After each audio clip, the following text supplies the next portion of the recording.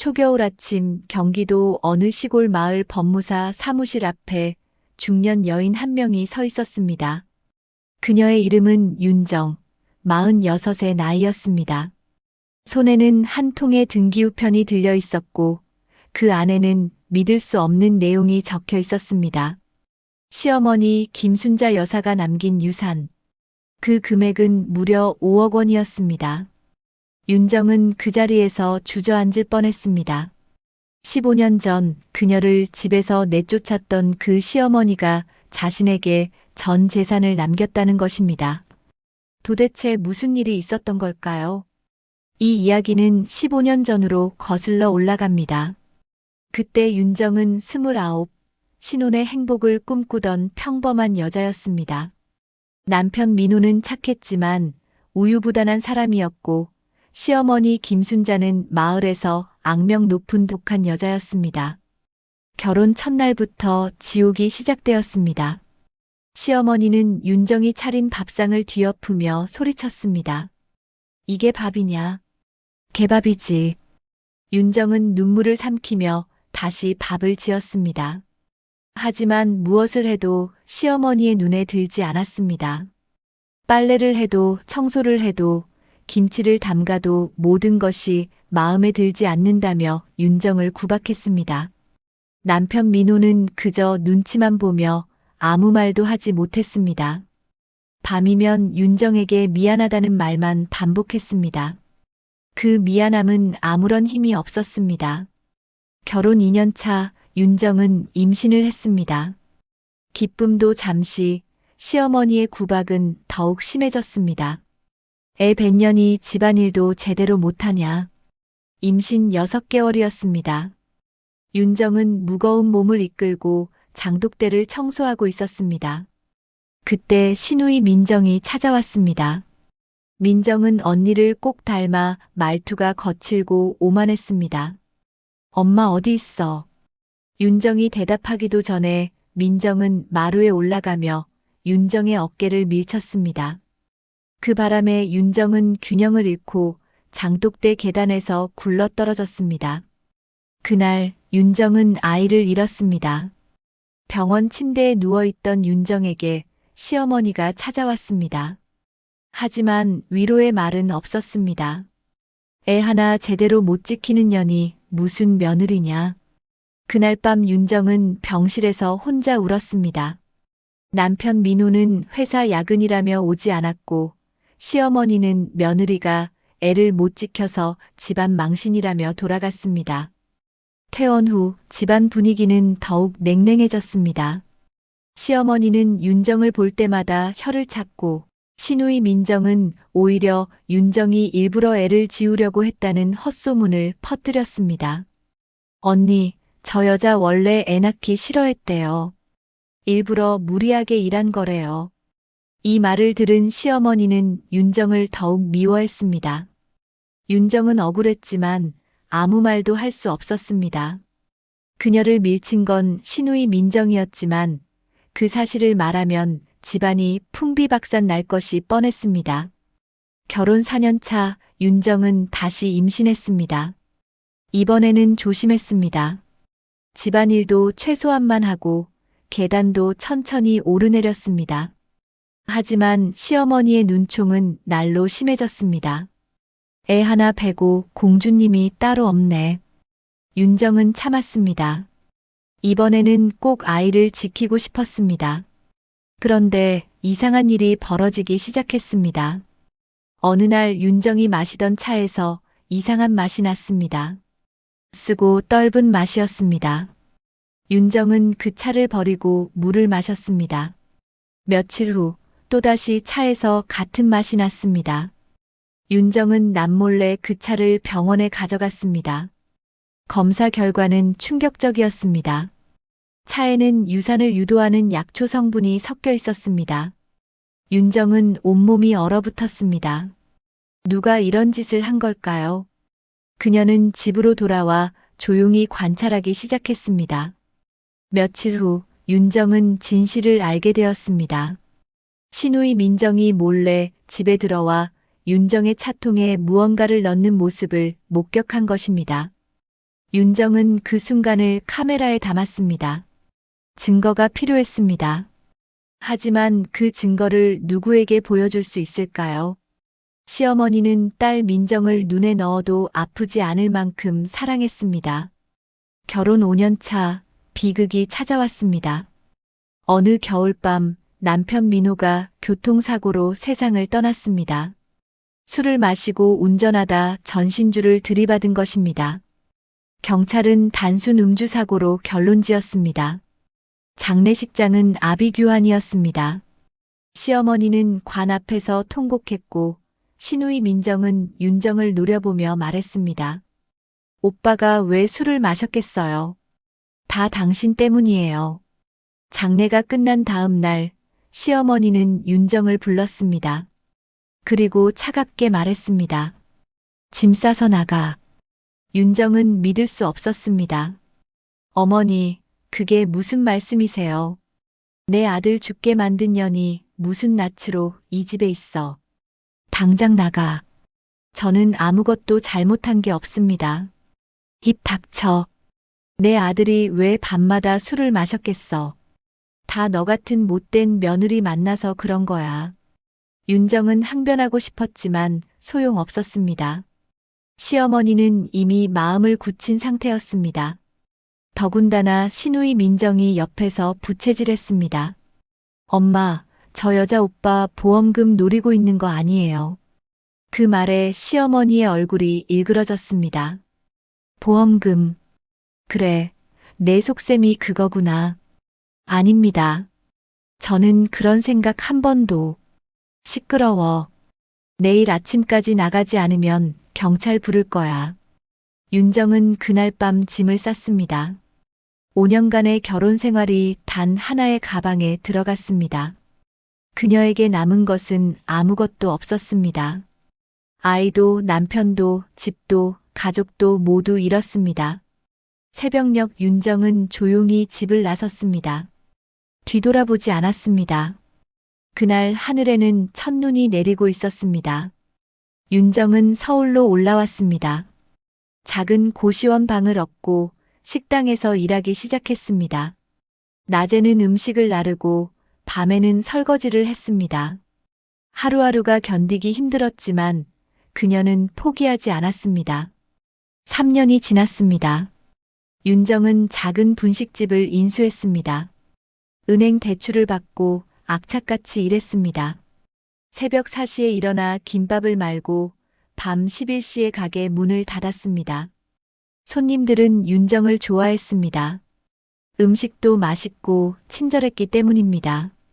하지만 아무도 몰랐습니다. 그녀가 밤마다 혼자 울고 악몽에 시달린다는 것을. 5년이 더 지났습니다. 윤정의 분식집은 프랜차이즈로 성장했습니다. 이제 그녀는 3개의 매장을 운영하는 사장이 되었습니다. 돈도 꽤 모았습니다. 하지만 행복하지 않았습니다. 밤이면 여전히 시어머니의 차가운 눈빛이 떠올랐고 잃어버린 아이들이 꿈에 나타났습니다. 그리고 10년이 지났습니다. 어느 날 윤정에게 한 통의 전화가 걸려왔습니다. 시골 마을 이장님이었습니다.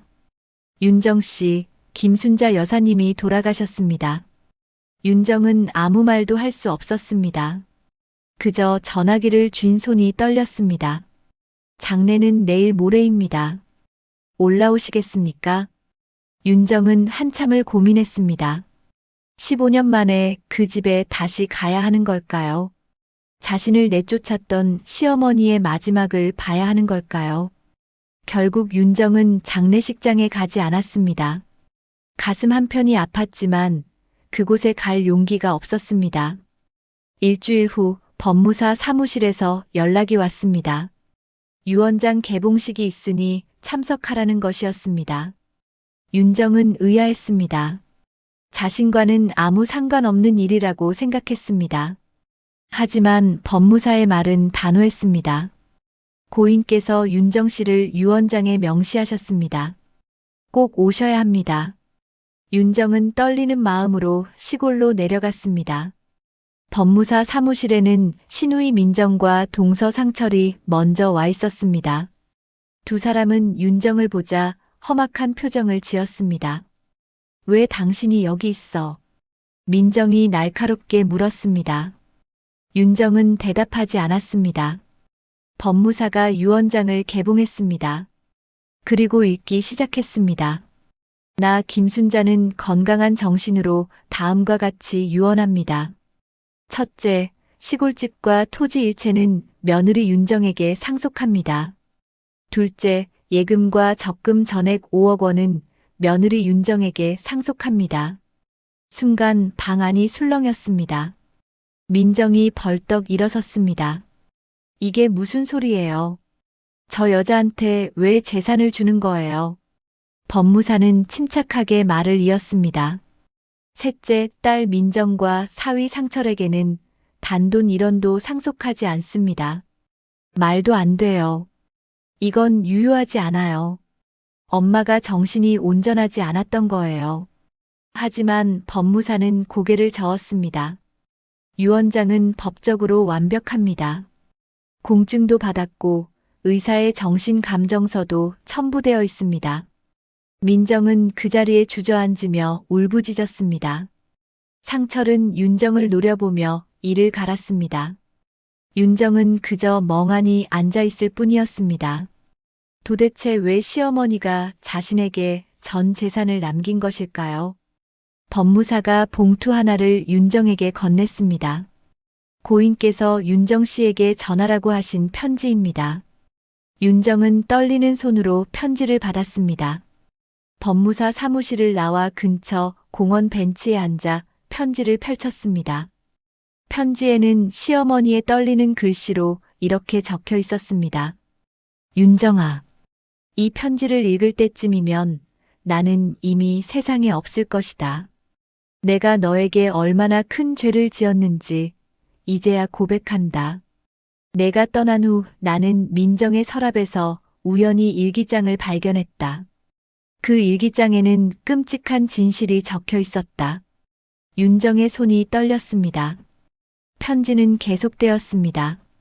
민정이가 내 차에 유산약을 탔다는 것, 내가 첫 아이를 잃은 것도 민정이가 일부러 밀어서였다는 것, 그리고 민호가 죽은 것도 사고가 아니었다는 것을. 윤정은 편지를 읽다 멈췄습니다. 심장이 미친 듯이 뛰었습니다. 남편의 죽음이 사고가 아니었다니, 이게 무슨 말입니까? 편지는 더욱 충격적인 내용으로 이어졌습니다. 민정이의 남편 상철이 너희 집 보험금을 노리고 민호를 죽였다. 상철이는 민호에게 술을 먹이고 차 브레이크를 조작했다. 민호는 그날 브레이크가 고장난 차를 타고 가다 사고를 당한 것이다. 윤정은 편지를 쥔 채 온몸이 얼어붙었습니다. 남편이 살해당했다는 것입니다. 그리고 범인은 신우이의 남편이었다는 것입니다. 나는 그 사실을 알고도 아무 말도 하지 못했다. 내 딸이 범죄에 가담했다는 것을 인정할 수 없었다. 그래서 너를 내쫓았다. 진실을 감추기 위해서였다. 나는 비겁한 어미였다. 윤정의 눈에서 눈물이 흘러내렸습니다. 하지만 15년 동안 나는 단 하루도 편히 잠들지 못했다. 내 얼굴이 매일 밤 꿈에 나타났다. 내가 저지른 죄는 용서받을 수 없다. 그래서 나는 내 전 재산을 너에게 남긴다. 이것으로 용서를 구하려는 게 아니다. 단지 내가 할 수 있는 마지막 속죄다. 편지의 마지막 문장은 이랬습니다. 미안하다. 진심으로 미안하다. 그리고 고맙다. 내가 우리 가족이었던 그 5년이 내 인생에서 가장 따뜻한 시간이었다. 윤정은 그 자리에서 소리내어 울었습니다. 15년간 쌓였던 한이 무너져 내렸습니다. 윤정은 그날 밤 잠을 이룰 수 없었습니다. 시어머니의 편지를 몇 번이고 다시 읽었습니다. 남편이 살해당했다는 사실, 그리고 그 범인이 신우이 부부였다는 것이 믿기지 않았습니다. 다음 날 아침 윤정은 결심했습니다. 진실을 밝혀야 한다고. 남편의 억울함을 풀어줘야 한다고. 그녀는 15년 전 사고 기록을 찾기 시작했습니다. 경찰서에 가서 당시 교통사고 보고서를 요청했습니다. 하지만 경찰은 난색을 표했습니다. 15년 전 사건이라 기록이 오래됐습니다. 게다가 이미 종결된 사건이고요. 윤정은 포기하지 않았습니다. 당시 사고를 조사했던 경찰관을 수소문했습니다. 그리고 마침내 그 경찰관을 찾아냈습니다. 은퇴한 뒤 시골에서 농사를 짓고 있었습니다. 윤정은 그 경찰관을 찾아갔습니다. 처음에는 만나주지 않으려 했지만 윤정의 간절함에 마음이 움직였습니다. 기억나십니까? 15년 전 겨울 김민호 씨 교통사고 사건 말입니다. 경찰관은 한참을 생각하더니 천천히 고개를 끄덕였습니다. 기억합니다. 그때 이상한 점이 있었어요. 이상한 점이요. 브레이크 라인이 깨끗하게 절단되어 있었습니다. 보통 마모로 끊어지면 찢어진 흔적이 있는데 그건 칼로 자른 것처럼 매끈했어요. 윤정의 가슴이 철렁 내려앉았습니다. 그런데 왜 수사하지 않으셨습니까? 경찰관은 안타까운 표정을 지었습니다. 유가족들이 조용히 처리해달라고 했습니다. 특히 피해자의 동생이 찾아와서 보험 문제로 복잡해지면 곤란하다며 단순 사고로 종결해달라고 부탁했어요. 저도 이상하다고 생각했지만 증거가 부족했고 유가족의 의사를 존중했습니다. 피해자의 동생. 그건 신우이 민정이었습니다. 민정이 직접 경찰에게 압력을 넣어 사건을 묻어버린 것입니다. 윤정은 떨리는 마음으로 물었습니다. 혹시 그때 차량이 아직 남아있을까요? 차량은 폐차장으로 갔을 겁니다.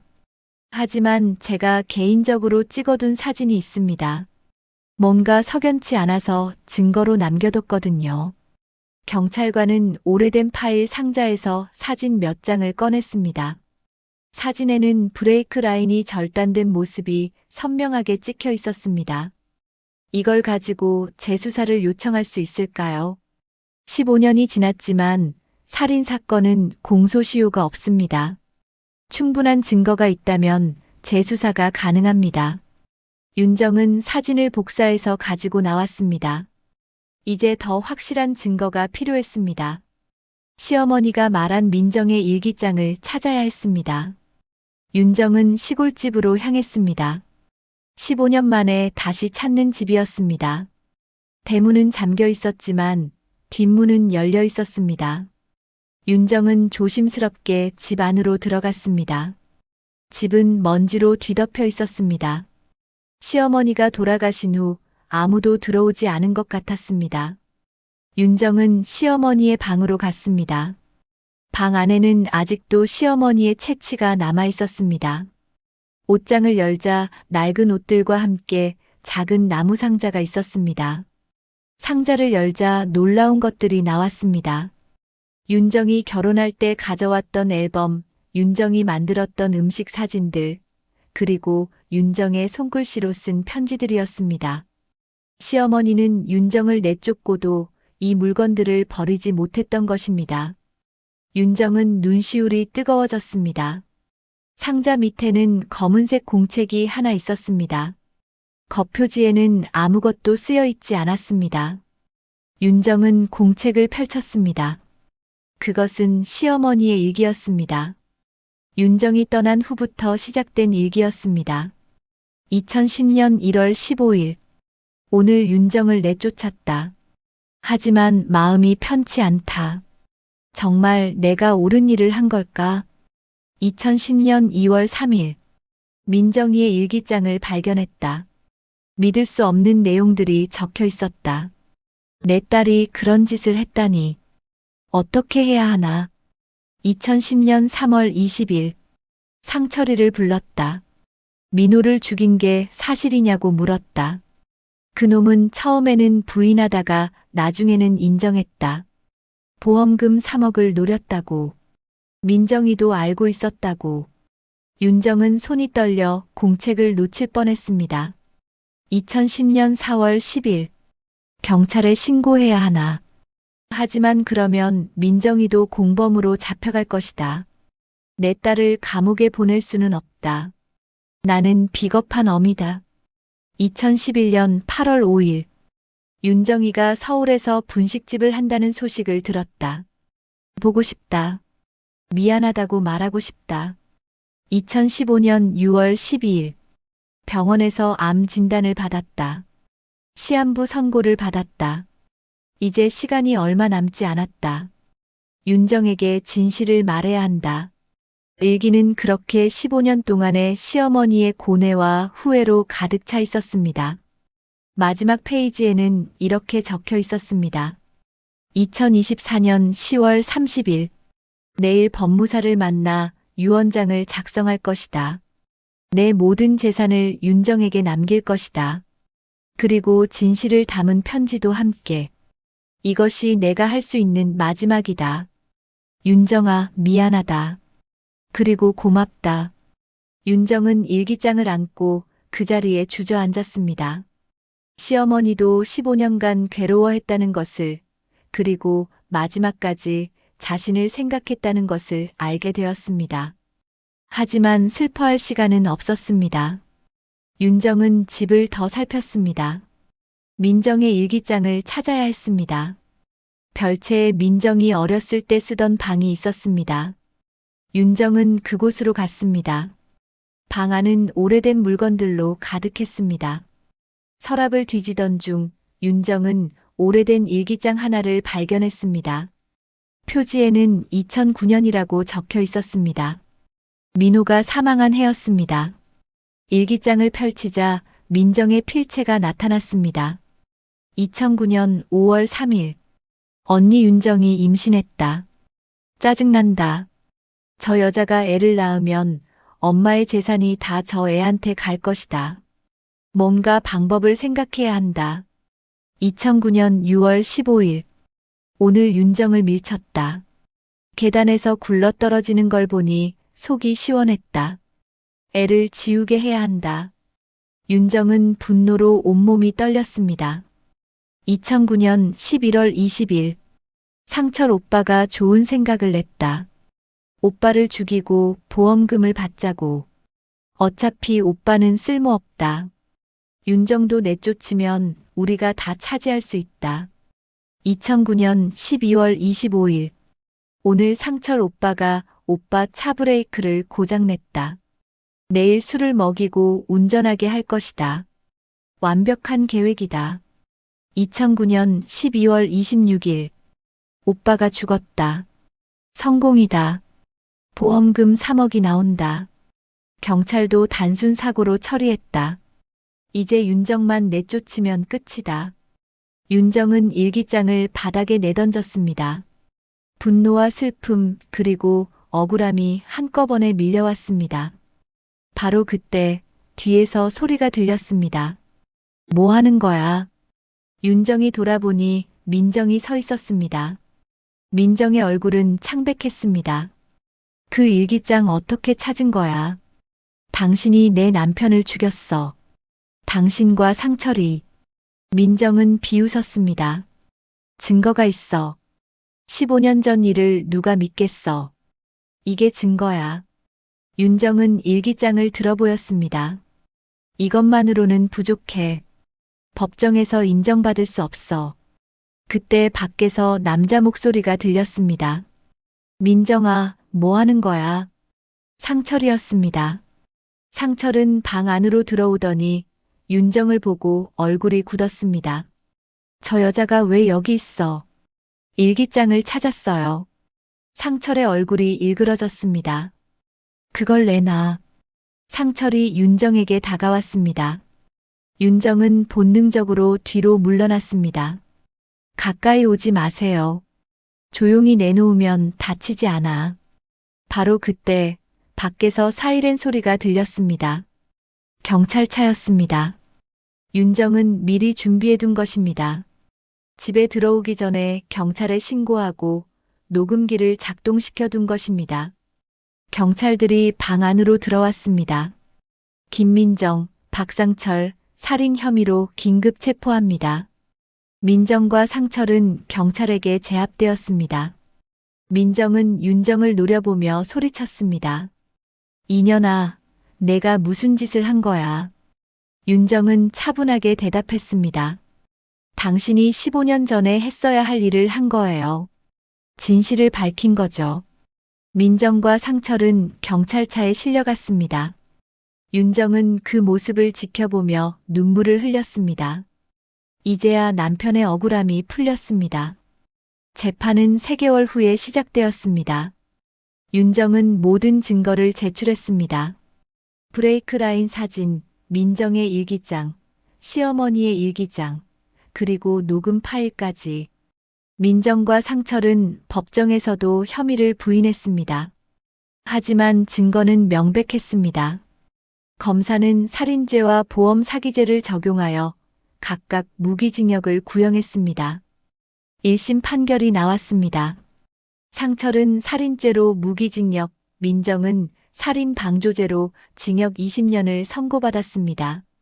법정을 나서는 윤정에게 기자들이 몰려들었습니다. 15년 만에 진실을 밝힌 심경이 어떠십니까? 윤정은 잠시 생각하다 대답했습니다. 남편에게 미안합니다. 너무 늦게 진실을 알았습니다. 그리고 시어머니께도 감사드립니다. 마지막에 용기를 내주셔서. 윤정은 시골집으로 돌아왔습니다. 이제 이 집은 그녀의 것이었습니다. 하지만 그녀는 이 집에 살 생각이 없었습니다. 그녀는 집을 정리하기 시작했습니다. 시어머니의 물건들을 하나씩 정리하며 그녀의 삶을 돌아보았습니다. 시어머니도 피해자였습니다. 딸의 범죄를 숨기느라 15년을 괴로워한 피해자였습니다. 윤정은 시어머니의 방에서 또 하나의 상자를 발견했습니다. 그 안에는 통장 여러 개가 들어 있었습니다. 통장을 펼쳐보니 놀라운 사실이 나타났습니다. 시어머니는 윤정이 떠난 후부터 매달 일정 금액을 저축하고 있었습니다. 통장 이름은 며느리 윤정이었습니다. 15년 동안 시어머니는 한 번도 저축을 멈추지 않았습니다.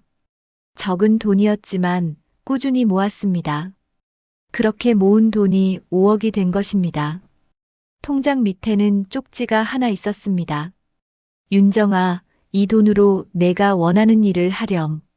내 꿈을 이루렴. 그게 내 마지막 소원이다. 윤정은 그 자리에 주저앉아 소리내어 울었습니다. 시어머니의 사랑을 이제야 깨달았습니다. 1년이 지났습니다. 윤정은 시어머니가 남긴 돈으로 새로운 일을 시작했습니다. 바로 가정폭력 피해 여성들을 위한 쉼터를 만든 것입니다. 쉼터 이름은 순자의 집이었습니다. 시어머니의 이름을 딴 것입니다. 시골집을 리모델링하여 쉼터로 만들었습니다. 쉼터에는 윤정처럼 시댁에서 고통받았던 여성들, 가정폭력으로 상처받은 여성들이 찾아왔습니다. 윤정은 그들을 따뜻하게 맞이했습니다. 여기서 충분히 쉬세요. 그리고 다시 시작할 힘을 얻으세요. 쉼터는 소문이 나면서 점점 많은 사람들이 찾아왔습니다.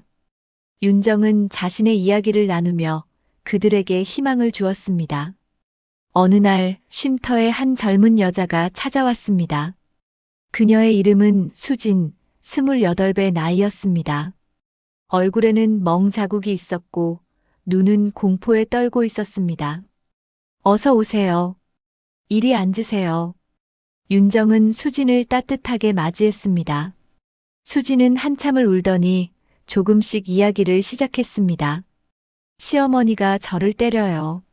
매일 구박하고 밥도 굶겨요. 윤정은 수진의 손을 잡아주었습니다. 이제 안전합니다.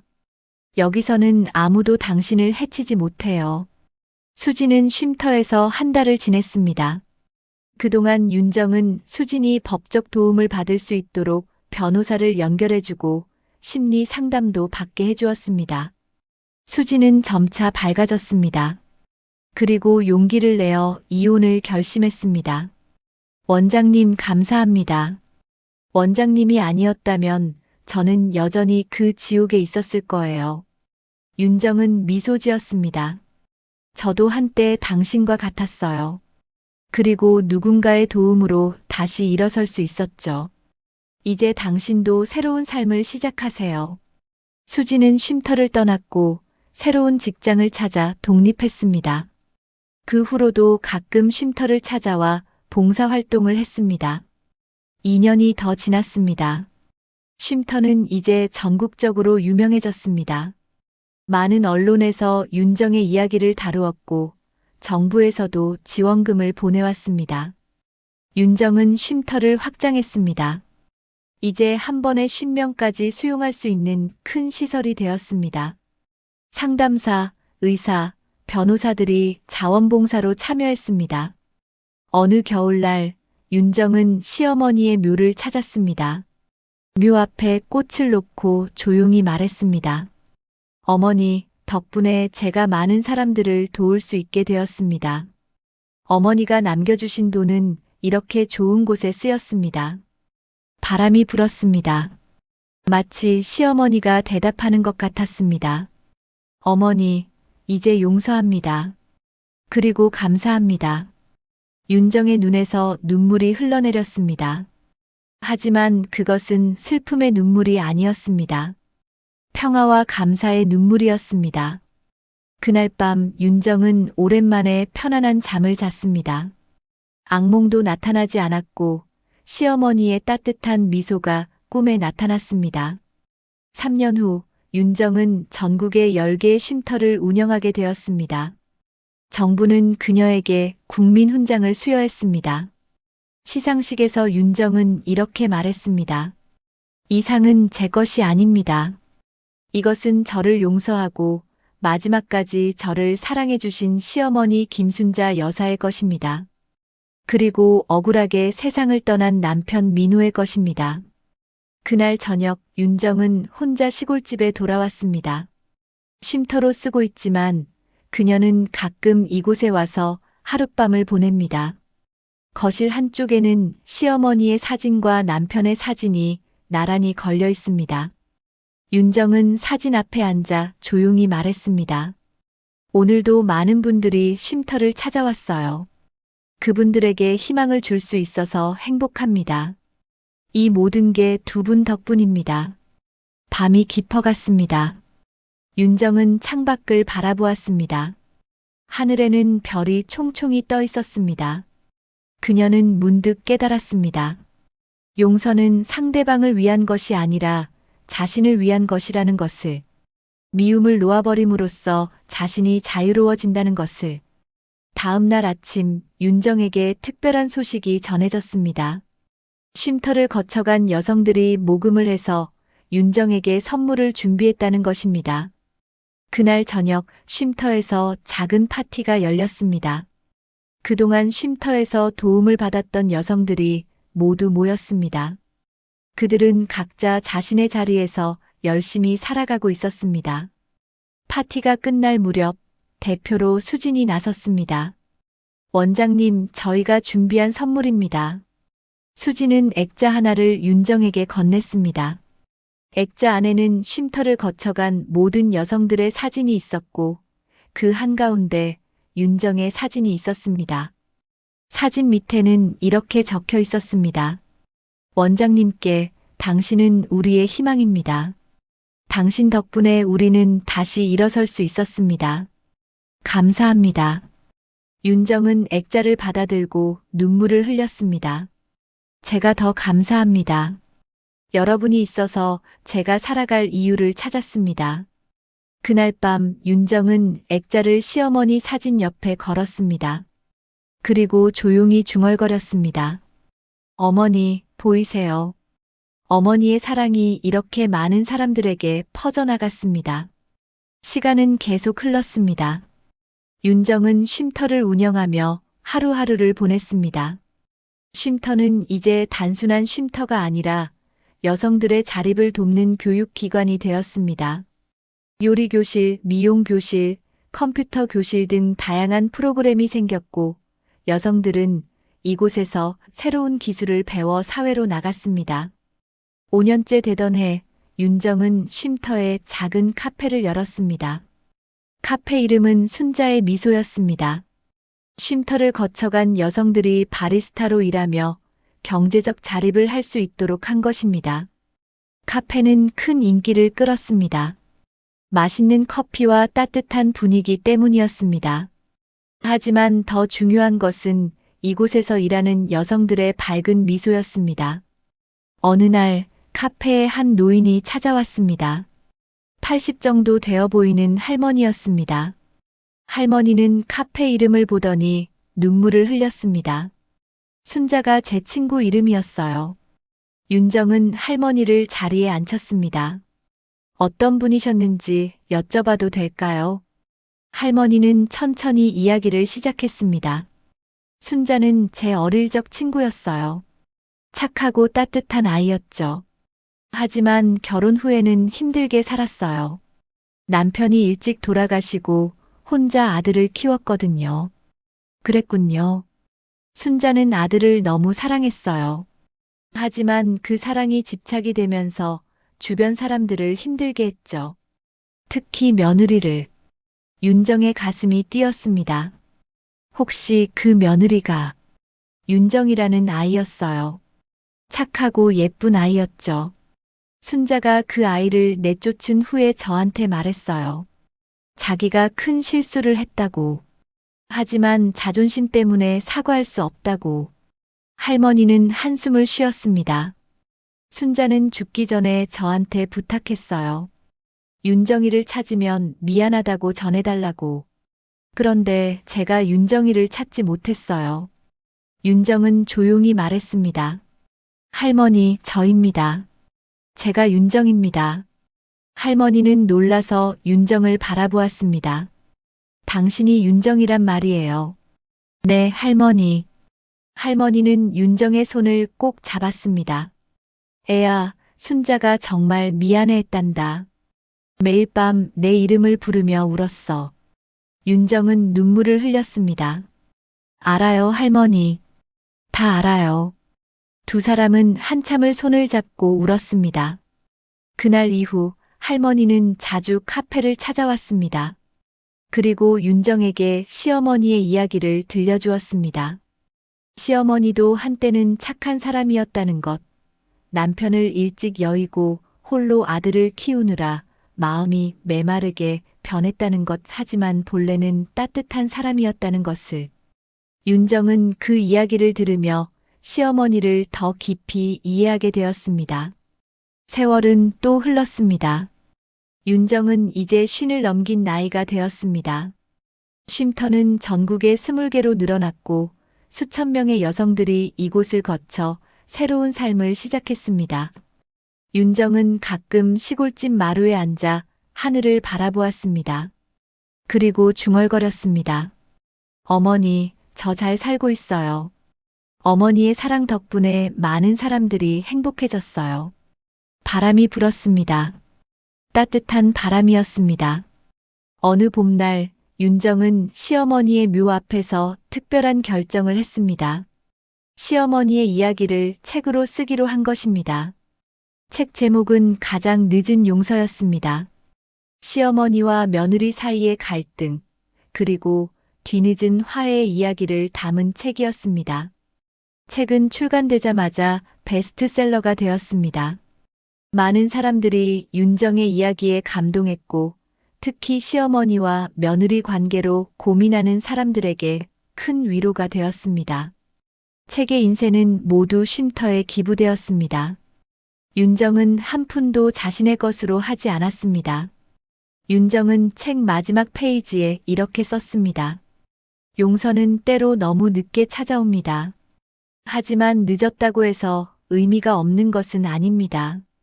진심은 세월을 돌아서라도 결국 도착합니다.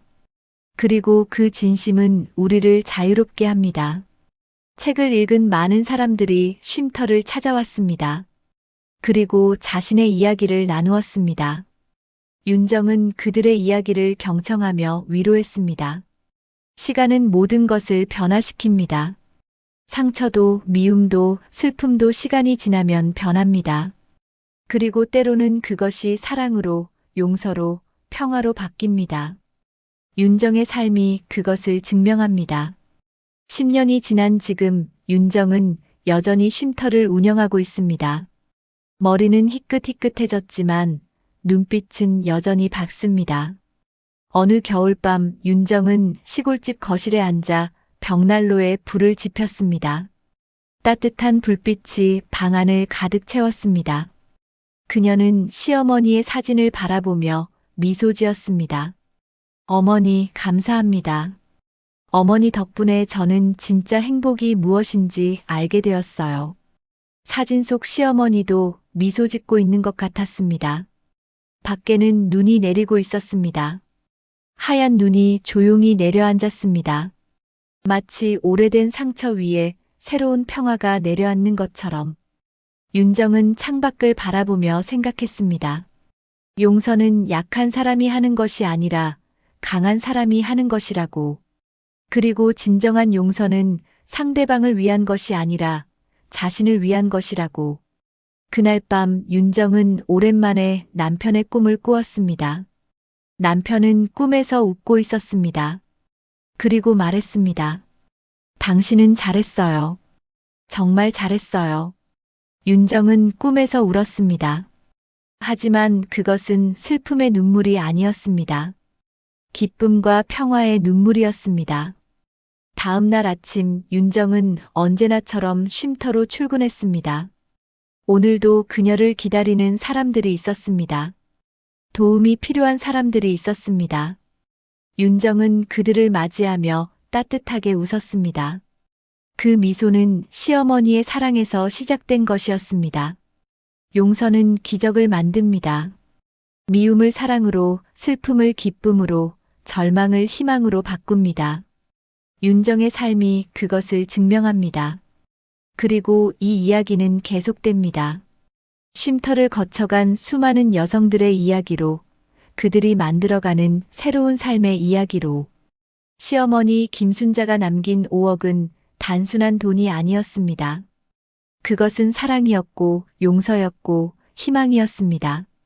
그리고 그 사랑은 지금도 계속되고 있습니다. 윤정을 통해, 쉼터를 통해, 그곳을 거쳐간 수많은 사람들을 통해. 이것이 바로 가장 늦은 용서의 이야기입니다. 늦었지만 결국 도착한 진심의 이야기입니다. 용서는 약한 것이 아닙니다. 용서는 가장 강한 사랑의 표현입니다. 그리고 그 사랑은 세월을 넘어 우리 모두를 자유롭게 합니다.